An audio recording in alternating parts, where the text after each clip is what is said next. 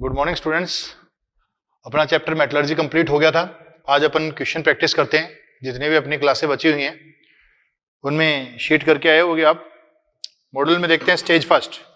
Stage first में जो पहला प्रकृति में धातुओं की उपलब्धता, ये सारा आपको मैंने पहले ही बता चुका हूँ। मेटलर्जी में आपको ज्यादातर याद करने लायक चीजें हैं, फिर भी अपन क्वेश्चन को बोल देते हैं ताकि आपको दिमाग में बैठे। पहला क्वेश्चन कह रहा है लोडस्टेन मैग्नेटाइट किसका अयस्क है? मैग्नेटाइट किसका अयस्क है? Fe का। चाल्कोसाइट कॉपर ग्लास का। कैलेमाइन जिंक कार्बोनेट को बोलते हैं। पायरोलुसाइट इसका अयस्क है। ये सारे आपको अयस्क हैं जो याद करने वाले हैं। इनमें कोई भी ऐसा नहीं अयस्क की बातें आपको याद करनी है, तो इनमें आपको कुछ भी मेरे को ऐसा नहीं लग रहा कि अपने निम्नलिखित में कौन सी धातु, 12 नंबर में बात करें एक बार, निम्नलिखित में कौन सी धातु मानव शरीर में सर्वाधिक पाई जाती है? बेटा जी, अपने ब्लड में हीमोग्लोबिन होता है। हीमोग्लोबिन में आयरन होती है। क्या होती है? आयरन होती है। आयरन किस अवस्था में होता है? फेरस अवस्था में। किसमें?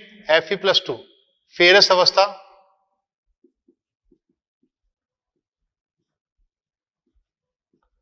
फेरस अवस्था में होती है। किसमें होती है? फेरस अवस्था में। आयरन Fe+2 अवस्था में होता है। किसमें? हीमोग्लोबिन में। ठीक है। सेकंड बात, आगे बात करें अपन, क्षारीय ईंटें होती हैं। इनमें से जो क्षार है उसके क्षारीय ईंटें, क्षार है कौन इसमें?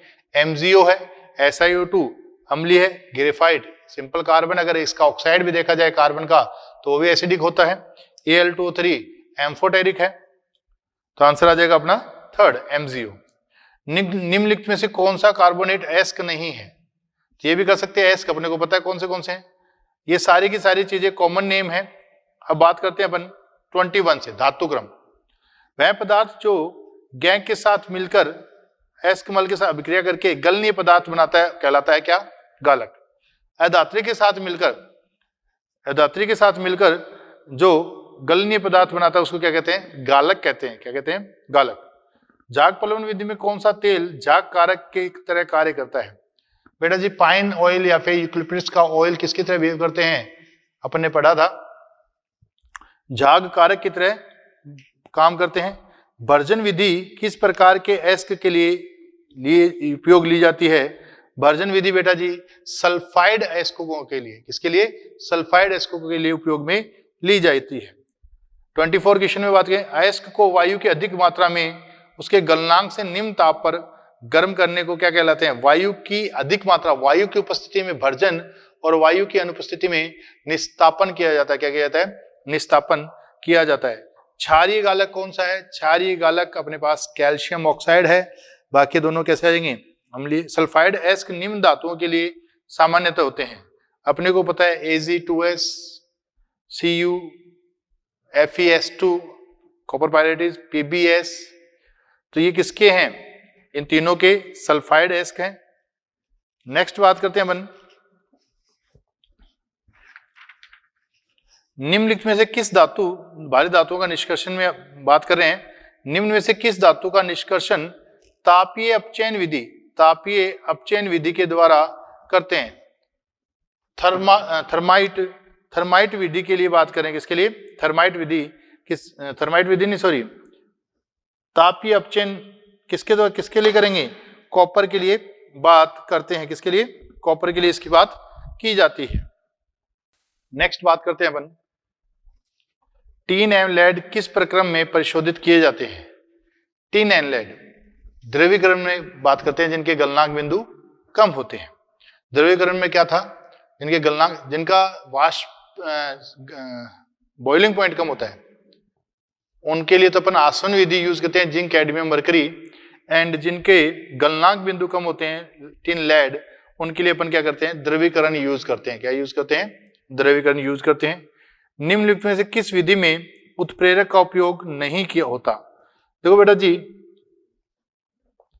हैबर विधि में होता है। किसका? हैबर विधि में अपने देखा था Al2O3, Fe2O3 एंड मोलिब्डेनम का प्रोमोटर की तरह काम लेते हैं अपन। ऑस्टवाल्ड विधि में लेते हैं, HNO3 को बनाने का मेथड था। संपर्क विधि कॉन्टेक्ट प्रोसेस में लेते हैं अपन। B2O5 का यूज किया था, जबकि थर्माइट विधि में किसका यूज नहीं करते। तो अपना आंसर आ जाएगा कौन सा, सेकंड। किस धातु के धातु क्रम में एल्यूमिनियम तापीय विधि का उपयोग किया जाता है? अपन बात कर चुके हैं क्रोमियम, Cr क्रोमियम के निष्कर्षण में किसका उपयोग किया जाता है? एल्यूमिनियम तापीय विधि का उपयोग किया जाता है। निम्नलिखित में से कौन सी धातु किसके एस को तनु साइनाइड विलयन के साथ गर्म करने पर प्राप्त होती है? देखो Ag के लिए साइनाइड प्रक्रम, Ag तथा Au के लिए अपन ने बताया था साइनाइड प्रक्रम ले रहे थे। Ag की रिएक्शन अपन NaCN या KCN से करवा रहे थे, NaCN या KCN से करवा रहे थे। तो क्या बन रहा था? AgCN का होल ट्वाइस बन रहा था अपने पास। इसकी रिएक्शन अपन अधिक विद्युत धनी तत्व जैसे जिंक से, किसकी? AgCN का होल ट्वाइस प्लस से करवा रहे थे। तो क्या बन रहा था? Na2ZnCN का होल 4 और क्या बन रहा था? Ag अपने को मिल रही थी। मुक्त अवस्था में क्या मिल रही थी? Ag अपने को प्राप्त हो रही थी। नेक्स्ट बात करें, निम्न में से कौन सी धातु, ये अपने कर लिया, थर्माइट प्रक्रम में डैश अपचायक के रूप में काम होता है? बेटा थर्माइट प्रक्रम अपन किसका यूज करे थे? एल्युमिनियम का उपयोग करे थे। इसका नाम एल्युमिनियम तापीय विधि भी था। ठीक है। ताम्र के सल्फाइड अयस्क के आंशिक भर्जन के पश्चात अपचयन की विधि है सवता अपचयन। कौन? सवता अपचयन। सवता अपचयन किसके किसके द्वारा दर्शाया जाता है? अपने को याद हो, सवता अपचयन Pb के द्वारा, कॉपर के द्वारा, Ag के द्वारा, Hg के द्वारा प्रदर्शित किया जाता है, परंतु जिंक के द्वारा नहीं किया जाता, परंतु जिंक के द्वारा प्रदर्शित नहीं किया जाता। 34, निम्न में से कौन सी धातु कार्बन विधि के द्वारा निष्कर्षित नहीं करते जो अधिक अपचायक होगी? बेटा कार्बन तथा, या अपन ऐसे बात करें कि जो अधिक विद्युतधनी धातुएं हैं, जैसे फर्स्ट ग्रुप मेटल्स हैं, सेकंड ग्रुप मेटल्स हैं एंड एल्युमिनियम, इनका अपचयन अपन किसके द्वारा नहीं करते? कार्बन या CO के द्वारा नहीं कर सकते। इनका अपचयन विद्युत अपघटनीय अपचयन के द्वारा किया जाता है। किसके द्वारा? विद्युत अपघटनीय अपचयन के द्वारा किया जाता है। नेक्स्ट बात करें अपन, मांड विधि किसके निष्कर्षण करने में प्रयुक्त होती है? कौन सी विधि? मांड विधि। मांड विधि की बात करें निकल के निष्कर्षण में, किसके? निकल के निष्कर्षण में अपन यूज लेते हैं। लास्ट में अपन ने पढ़ा था, कॉमन विधियों में बात की थी, उनमें लास्ट में बात की थी अपन ने। नेक्स्ट बात करें, जलयोजित एल्यूमिना को निर्जल एल्यूमिना में परिवर्तित करने के लिए किया जाता है। बेटा जितने भी हाइड्रोक्साइड हैं या जलयोजित हैं, उनको अपन वायु की अनुपस्थिति में गर्म करते हैं तो उसको क्या कहलाते हैं?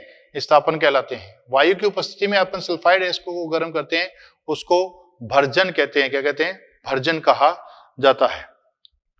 सिलिका युक्त एल्यूमिना का परिकर्षण निम्न विधि के द्वारा किया जाता है। सिलिका युक्त मतलब अशुद्धि किसकी है? सिलिका की है। उसको अपन किसके द्वारा? सिलिका युक्त मतलब कौन है? सफेद बॉक्साइड है। सफेद बॉक्साइड को किसके द्वारा करेंगे अपन? सरपैक विधि के द्वारा। किसके द्वारा? सरपैक विधि के द्वारा निष्कर्षण करते हैं। निर्जलीय AlCl3 प्राप्त किया जाता है। निर्जलीय AlCl3 अपन किससे प्राप्त कर सकते हैं? एल्युमिनियम तथा क्लोरीन गैस से रिएक्शन करा के, या हाइड्रोजन क्लोराइड गैस तथा एल्युमिनियम धातु की रिएक्शन करा के भी अपन क्या कर सकते हैं? निर्जलीकृत क्लोरीन अपन प्राप्त कर सकते हैं। नेक्स्ट बात करें 39, कॉपर एस्क के प्रगलन से प्राप्त मैट मुख्यतः होता है। उसमें क्या होगा? ये सारी बातें अपने की हुई हैं। अपने कॉपर का निष्कर्षण किया तो उसमें भी देखा था, मैट में मुख्यतः कौन था? सल्फाइड था। ठीक है। नेक्स्ट अपन बात करें कि रेशेदार लोहे को कहेंगे। रेशेदार लोहे अपन ने कल पढ़ा था कि 3 प्रकार के लोहों की बात की थी। कितने प्रकार के? 3 प्रकार के लोहे की बात की थी। उनमें सबसे पहला कौन सा था? Pig iron. उसके बाद में अपन ने देखा, पहला क्या देखा था अपने? Pig iron. एंड सेकंड अपन ने बात की थी कि आयरन के रूप में जो अपने को मिला था ढलवां लोहा था, तीसरा अपना कौन सा था, पिटवां लोहा था। कौन सा था, पिटवां लोहा था। तो अपन देख लेंगे इसमें कौन आ जाएगा, पिटवां लोहा। नेक्स्ट बात करें 41, आयरन ऑक्साइड के अपद्रव्य तथा बॉक्साइड खनिज की शोधन विधि को कहते हैं। आयरन ऑक्साइड अशुद्धि के रूप में उपस्थित है तो कौन सी, बेयर लाल बॉक्साइड। बॉक्साइड के शुद्धिकरण की 3 विधियां बताई थी मैंने, बेयर प्रक्रम, हॉल प्रक्रम एंड सरपेक प्रक्रम। सरपेक प्रक्रम किसके लिए यूज किया था अपने, श्वेत बॉक्साइड के लिए, एंड बेयर प्रक्रम एंड हॉल प्रक्रम किसके लिए यूज किया था अपने, लाल बॉक्साइड के लिए यूज किया था। नेक्स्ट अपन बात करें जिंक ऑक्साइड है, कैसा है, उभयधर्मी ऑक्साइड है। फफोलेदार ताम्र उत्पादित होता है जब मैट का बेसमरीकरण करते हैं तो अपने को क्या मिलता है, फफोलेदार तांबा मिलता है। वो किसके कारण मिलता है, जो फफोलेदार तांबा को बड़े बड़े बर्तनों में डाला जाता है और इसको कूल किया जाता है, ठंडा किया जाता है, तो इसमें उपस्थित कौन सी गैस है, SO2 गैस बाहर निकलती है, जिसके कारण जगह जगह क्या हो जाते हैं, छिद्र हो जाते हैं। इन छिद्रों की उपस्थिति के कारण क्या हो जाता है, ये फफोलेदार तांबर बन जाता है। नेक्स्ट बात करें स्टेनलेस स्टील के प्रमुख अवयव हैं। अपन टेबल बात कर चुके हैं, इसमें टेबल देख सकते हैं अपन। जंग का रासायनिक सूत्र से दर्शाते हैं। जंग अपन जो देखते हैं उसमें क्या होता है, उसमें फेरिक अवस्था में, किसमें, फेरिक अवस्था के साथ Fe2O3.XH2O जल के अणु इसके साथ जुड़े रहते हैं, Fe2O3.XH2O। फोटोग्राफी में सिल्वर हैलाइड प्रयुक्त होता है, कौन सा, AgBr। AgBr के जो दाग रह जाते हैं, AgBr होता है, AgBr को हटाने के लिए अपन किसका यूज करते हैं, हाइपो सॉल्यूशन का। किसका, हाइपो सॉल्यूशन। हाइपो सॉल्यूशन का यूज किया जाता है किसको हटाने के लिए, AgBr को हटाने के लिए। इससे क्या होगा, एक सोल्यूबल कॉम्प्लेक्स बनेगा Na3Ag(H2O3) का होल ट्वाइस। ये घुलनशील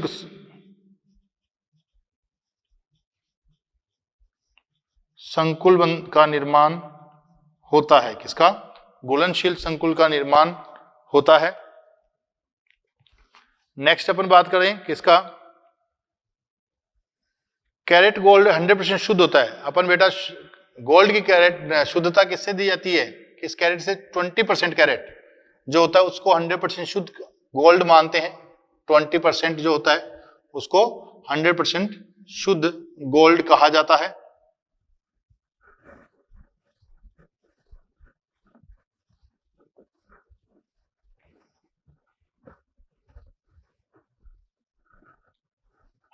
शुद्ध गोल्ड कहा जाता है। पौधे के जीवन के लिए कौन सा तत्व आवश्यक है, बेटा पौधे में मुख्यतः कौन, पोटाश, नाइट्रोजन होता है। क्या होता है, potash and nitrogen, NPK। NPK के लिए बोलते हैं अपन, मुख्य इंपॉर्टेंट है पौधे के लिए, ठीक है। चांदी के सिक्के में कौन कौन होता है, Ag एंड कॉपर मिलाया जाता है। क्या मिलाया जाता है, कॉपर मिलाया जाता है। निम्न में से कौन से एक तत्व को सिलिकॉन के साथ मिलाने पर P प्रकार का अर्धचालक बनता है। इसके लिए अपन अर्धचालकों के लिए बात कर चुके हैं, कौन से, बोरोन, सिलिकॉन का उपयोग किया जाता है। स्टेज नंबर 2 देखते हैं अपन। कोक व गालक के साथ ऑक्साइड एस्क का वात्यवटी में प्रगलन किस धातु के निष्कर्षण में किया जाता है। कोक व गालक के ऑक्साइड एस्क का वात्यवटी में प्रगलन धातु किस धातु के निष्कर्षण के लिए किया जाता है, तो अपन बता देंगे इसमें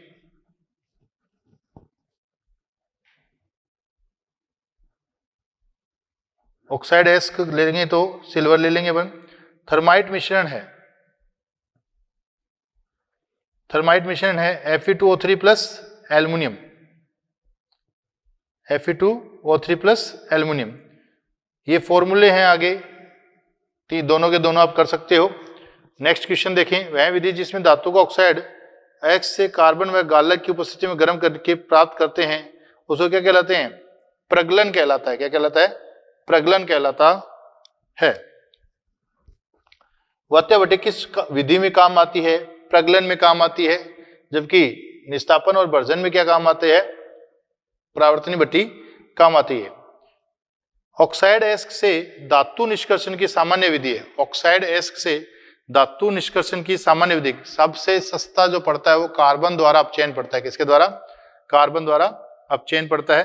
तो कार्बन द्वारा अपचयन में किसके निष्कर्षण के लिए विद्युत अपघटन प्रक्रम का उपयोग किया जाता है, अधिकतम उच्च विद्युत धनी धातुओं के लिए, जैसे फर्स्ट ग्रुप हो गया, सेकंड ग्रुप हो गया, एंड एल्युमिनियम के लिए उच्च विद्युत धनी धातुओं का उपयोग किया जाता है। सरपेक विधि का उपयोग होता है सह उत्पाद के रूप में, किसको, सरपेक विधि अमोनिया सह उत्पाद के रूप में अपने को प्राप्त होती है। अमोनिया सह उत्पाद, अपने को याद है कि एल्युमिनियम नाइट्राइड का अपने जल अपघटन कराया था, तो अपने को क्या मिल रही थी, सह उत्पाद के रूप में अमोनिया गैस मिल रही थी। वाटर गैस प्रयुक्त होती है किसमें, अपचयन में। निकल ऑक्साइड का अपचयन किया था, किसका, निकल ऑक्साइड का अपचयन किसके द्वारा किया था अपने, वाटर गैस के द्वारा किया था। कार्नोलाइट का सूत्र है KCl Mgcl2.6H2O। डाइस पर ये सारे फॉर्मूले हैं। शुद्ध एल्युमिनियम का गलनांक लगभग होता है, याद रखने लायक क्वेश्चन है। हेमेटाइट CO द्वारा आयरन में अपचयन होता है 3 पदों में, ये अपन बता चुके हैं कैसे कैसे होता है। Fe2O3 है, CO से रिएक्शन करके Fe3O4 में चेंज हो जाता है, फर्स्ट पद ये है। ये अपन ने बताया था मिक्स्ड एनहाइड्राइड है, क्या है, मिक्स्ड एनहाइड्राइड है। Fe3O4 की रिएक्शन में CO से कराऊंगा पुनः, तो क्या बन जाएगा, FeO प्लस CO2 प्राप्त हो जाता है, क्या, FeO प्लस CO2 प्राप्त हो जाता है। FeO की रिएक्शन में CO से कराऊंगा तो मेरे को क्या मिल जाएगा, Fe प्लस CO2 प्राप्त हो जाता है। Fe2O3 की रिएक्शन CO से कराई तो क्या मिलेगा, Fe3O4 प्लस CO2। Fe3O4 की रिएक्शन CO से कराई तो मैंने क्या मिलेगा, FeO मिलता है अपने को। FeO की रिएक्शन CO से कराई तो अपने को क्या मिलेगा, Fe प्राप्त हो जाएगा। नेक्स्ट अपन बात करें तो कितने स्टेप हो गए अपने पास, 3 स्टेप हो गए। कितने स्टेप, 3 स्टेप। सीमेटाइट है, याद रखने लायक है, धातु के लोहे के धातुक्रम में जब चूने का पत्थर डाला जाता है तो कैल्शियम अंततः किस रूप में प्राप्त होता है, बेटा जी चूना पत्थर गालक के रूप में डाला जाता है, कैल्शियम कार्बोनेट होता है, ये टूट जाता है किसमें, कैल्शियम ऑक्साइड प्लस CO2 में टूट जाता है, कैल्शियम ऑक्साइड प्लस CO2 में टूट जाता है। कैल्शियम ऑक्साइड है जो SiO2 से अभिक्रिया करके क्या बना लेती है, CaSiO3, ये गालक है एक, क्या एक गालक है CaSiO3। नेक्स्ट बात करते हैं अपन, रूबी सिल्वर का रासायनिक सूत्र है, याद रखने लायक फॉर्मूला याद रखना है। जर्मन सिल्वर मिश्र धातु में सिल्वर की प्रतिशतता, वैसे तो ऐसे क्वेश्चन पूछे जाते, एनसीईआरटी में जो दे रखे हैं वो बस पढ़ लेना और कोई ज्यादा इनको पढ़ने की जरूरत नहीं। अगला क्वेश्चन भी नहीं इंपॉर्टेंट है। सिल्वर सल्फेट के विलयन में ताम्र छिलने में डालने पर अवक्षेपित होता है, एजी अवक्षेपित हो जाएगा, इससे क्या हो जाएगा, एजी। सिल्वर में लेड की अशुद्धि को हटाया जाता है, पार्क प्रक्रम के द्वारा हटाया जाता है, ठीक है। क्रायोलाइट है, फॉर्मूला है, किस युग्म का मिश्र धातु संभव नहीं है, एल्युमिनियम की मिश्र धातु है, पिटवा लोहे के कार्बन प्रतिशतता कर चुके हैं ये सारी बातें अपन। NaAgCN विलयन में Ag को अवक्षेपित किया जाता है, किसके द्वारा, अभी रिएक्शन की थी अपन ने, जिंक के द्वारा अवक्षेपित किया जाता है, किसके द्वारा, जिंक के द्वारा। निम्नलिखित में से कौन सी विद्युत का कुचालक तथा ऊष्मा का सुचालक है, अभ्रक है, उसके लिए बात कर लेंगे। विटामिन B12 में उपस्थित होता है कोबाल्ट, याद रखने लायक चीज है। तांबे के धातुकरण में FeO अशुद्धि होती है, कैसी होती है, क्षारीय। थॉमस धातुमल है, याद रखने हैं। कवीन सिल्वर। निम्न में से कौन सा जल में न्यूनतम विलय है, जल की बात करें तो Ag2S एंड AgI दोनों ही जल में क्या होते हैं, कम विलय होते हैं। उदासीन ईंटें हैं किसकी, ग्रेफाइट की, ग्रेफाइट सिंपल कार्बन होता है। हरा कशिश ये याद रखना, हरा, व्हाइट एंड ब्लू। हरा कौन सा है? Fe का। कॉपर का है जो कैसा है? ब्लू कलर का। और जिंक है वो कैसा है? व्हाइट, श्वेत कशिश। तो ये याद रखना तीनों। White vitriol,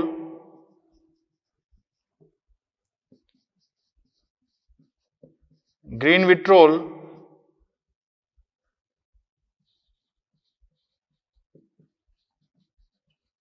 blue vitriol.